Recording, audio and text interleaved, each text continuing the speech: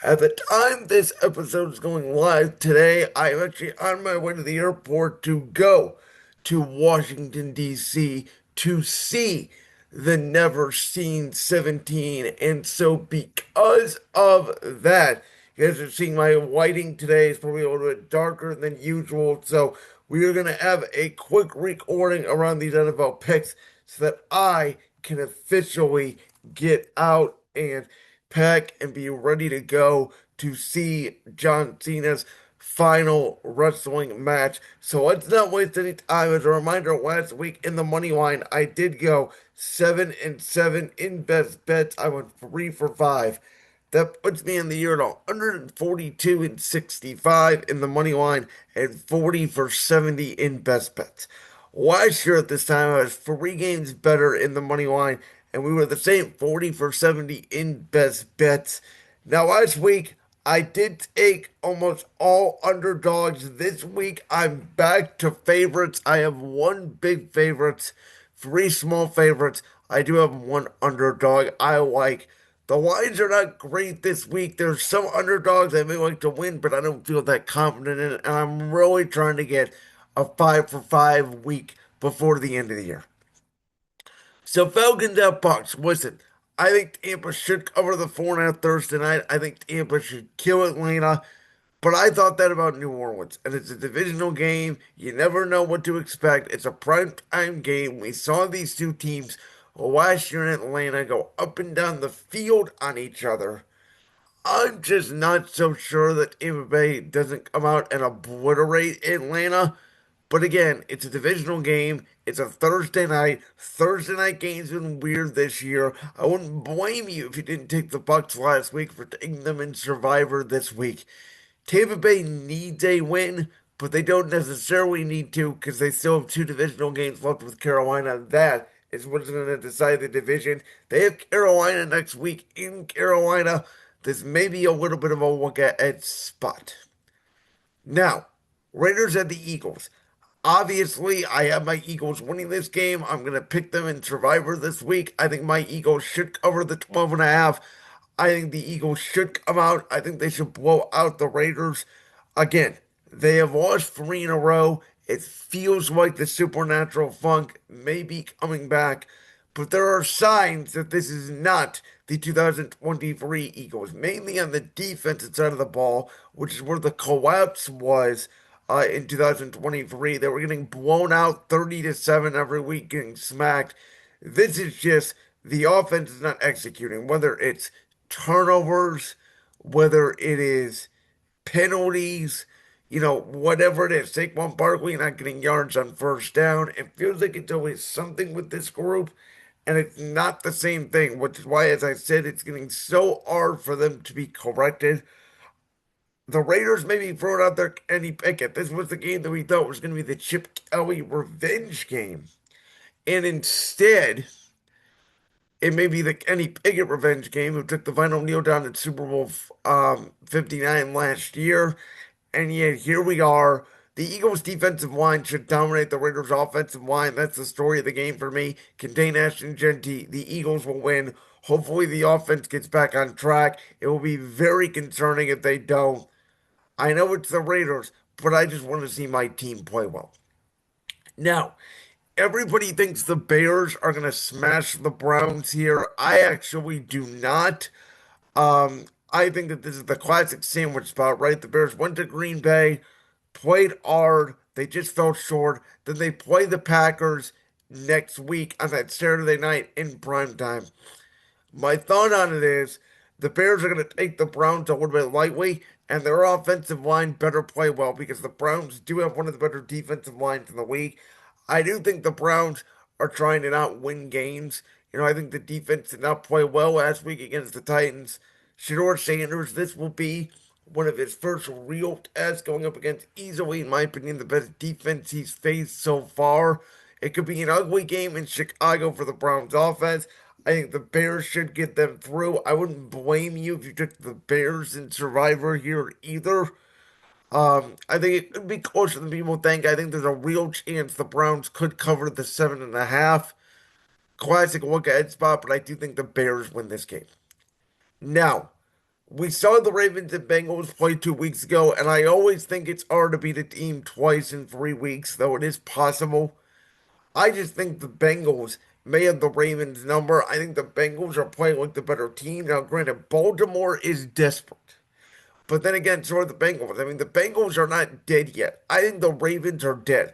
They still got the Patriots, who I don't even know if they can win that game at home. And then they have to go to Green Bay and they have to go to Pittsburgh. I don't think that they are winning out. I think they could go 1-3 to end the year, with their only win maybe being that Patriots game at home. There's a real chance they go 0-4 to end the year. I think Joe Burrow and the Bengals, if they are able to run the table and the Steelers potentially lose that week 18 game to Baltimore, Pittsburgh goes 8-9, assuming they also lose to Detroit. And you have a scenario where the Bengals at 8-9, if the Steelers finish at 8-9 and their first losing season under Mike Tomlin, the Bengals would make the playoffs. I think that's more likely than the Ravens running the table and making the playoffs at this point. Which again, we'll find out in the offseason whether Lamar Jackson was hurt or not. It just has not been the Ravens season. It's been the season from hell from Baltimore. And I think these two are going to play a very good game. I think Lamar is going to try to bounce back, but he does not look the same. The offense, very similar to Philadelphia, does not look the same. And because of that, I think the Bengals, they're the hotter team right now, even though they lost to Buffalo. That was a very close game. I'll take Cincinnati at home. Now, originally, I had Washington plus 2.5. I had them going in and beating the Giants. A buddy of mine talked me out of it because we don't know who the quarterback's going to be for Washington. We don't know if it's going to be Jane Daniels. We don't know if it's going to be Marcus Mariota. The way Jackson Dart is playing, the Giants always play the Commanders tough. Giants are coming off a bye. Listen, I think Washington will bounce back. They got embarrassed last week by the Vikings. I think Dan Quinn's going to have that team playing hard. But also, there's a real scenario now with the Zach Ertz injury going that the Commanders have just quit. That's what scares me about taking the Commanders plus 2.5. So I actually backed out of it. And I'll take the Giants coming off a bye to get one more win because I don't think the Giants are tanking. I don't think they want the number one pick. Again, unless they want to trade it away. Now, I'm not taking the Chiefs minus 4.5. There is data out there that a team that goes to overtime the way the Eagles and Chargers did, they play worse the following week. I think the Eagles was a very physical game against the Chargers, who offensive line struggled. I think it's going to be a very similar story for the Chiefs. But I also know that Jim Harbaugh is going to get his group up and ready to play. And for Kansas City, they could be eliminated if they lose this game from playoff contention in Week 15 of the NFL season, something nobody, even the biggest Chiefs haters, thought coming into the year. And listen, I think it's going to be the heart of a champion. I don't think they're going to go out easy. They know that after this, yes, they have Denver at home on Christmas, but they have the Titans and Raiders sandwiched in between. So they get past this game and they get past the Denver game. There's a real opportunity that they still make the playoffs. Their season is still right in front of them. They can just go win 8 in a row and they'll be a Super Bowl champion again. But we've had no signs this season that this team is the same as last year. Their defense is not getting the right stops. Travis Kelce looks old and a shell of himself, essentially. But the Chargers are just a banged up unit. They're a different team from week one, and so are these Chiefs. It's ironic that the problems the Chiefs had in week one, and now it comes down to a week 15 game here against the Chargers. Listen, I am shocked that Buffalo is favored on the road, but it tells me that Vegas has more respect for the Bills than they do the Patriots. They still believe in the Bills. That's mainly, I believe, because of Josh Allen. I am going to bet Buffalo here. Minus 1.5. I think that they come out. I think Josh Allen, James Cook, they get the revenge. The Bills know this is essentially their season.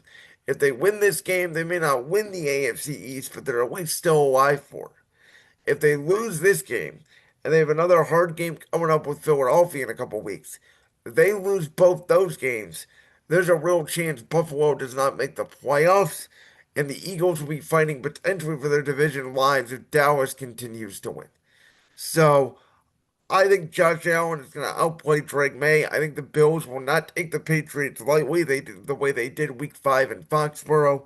Yes, New England is coming off a bye. That scares me, but I think this will be New England's toughest test of the year. This will easily be the toughest game they played since that Week 5 game at Buffalo because we don't know how good Tampa Bay is at that point. Bills were just hardened by the Bengals, which I know have a bad defense, but their offense is obviously explosive. I think Josh Allen makes one more play than Drake May in this game. Then at 9.5, I'm a little worried about the big spread, but I think the Arizona Cardinals have quit. They don't have a good offensive line, and they're going up against, I think, the best defense in the NFL in the Houston Texans, who I think obliterate that. I think Houston blows out Arizona the way Arizona got blown out against the Rams. This feels like the end of the Jonathan Gannon era. Listen, the Jags are 11.5 point favorites. It'd be easy to take them. I don't want to take every big favorite this week. They will beat the Jets. That's all I have to say. I am going to take Carolina as a small favorite. Remember, they lost to the Saints. I called it. It was the classic. Hey, they beat Green Bay. Everybody's in love with Carolina. Then they face a divisional rival. And two out of the three Saints wins this year have been against divisional rivals. They know how to match up against the Panthers and the Buccaneers. But Carolina, again, a lot like Tampa. They should win. They should cover this game. I don't think Carolina, now coming out their bye week as well, that's an extra week for them to prepare. They obviously have Tampa next week. It could be a look-ahead spot, but I don't envision them getting swept by the Saints, who I think, are trying to lose some games. I know they're not going to try to have their morale up, but they still have, the Jets and Titans this year, so there's a real chance they could win two more games. Tyler Shuck has played well, but I think the Panthers in a dome is going to make Bryce Young comfortable. I don't see the Saints pass rush affecting them, and again, coming off a bye, I think favors Carolina. I don't blame you if you want to take the Niners and Survivor either. They're going to beat the Titans 12.5 again. I think there's better numbers out there. The coach are probably going to start 44-year-old Philip Rivers, who will reset his Hall of Fame clock. It's a wild story. It shows how desperate the Indianapolis Colts are. Listen, Philip Rivers was running Shane Steichen's offense for his son's high school. So Philip Rivers knows the offense. That's no question. We know he can't move. He's going up against one of the best defenses in the NFL. Again, there are lines this week where Jacksonville could easily cover 11.5. San Francisco could easily cover 12.5. Seattle could easily cover 13.5. I just don't like taking over double-digit spreads, but the old season's over. They've gone from Super Bowl contenders to the season from hell in 2 weeks. It's sad what happened to Daniel Jones, but at this point, the Seahawks are going to take care of the Colts, and they'll get ready for that massive Thursday night game against the Rams. Which, speaking of, I like the Lions to not only win, because I think they're the more desperate team. I think they match up well against the Rams, but I easily think 5.5 is way too many points. I know Sam Laporta is not in there and Brock Wright, which has affected the Lions' passing game. But Jared Goff in a dome. They know this Rams defense. The Rams beat up on a tomato can of the Arizona Cardinals. We saw if you get pressure on Matthew Stafford, he struggles. The Lions here, if they lose this game, there is again a real chance they're not a playoff team. For the Rams, it all comes down to that game next week in Seattle. I think there's real desperation there for the Lions and not so much the Rams. I think it's a close game. I'll take the Lions to win outright, but I'm definitely taking them plus 5.5. And then Green Bay at Denver. Denver is favored by 2.5. It's a weird game. It kind of feels like a 2.5 3-point game. I don't know who's going to win the game. I sort of feel like it comes down to who gets the ball last.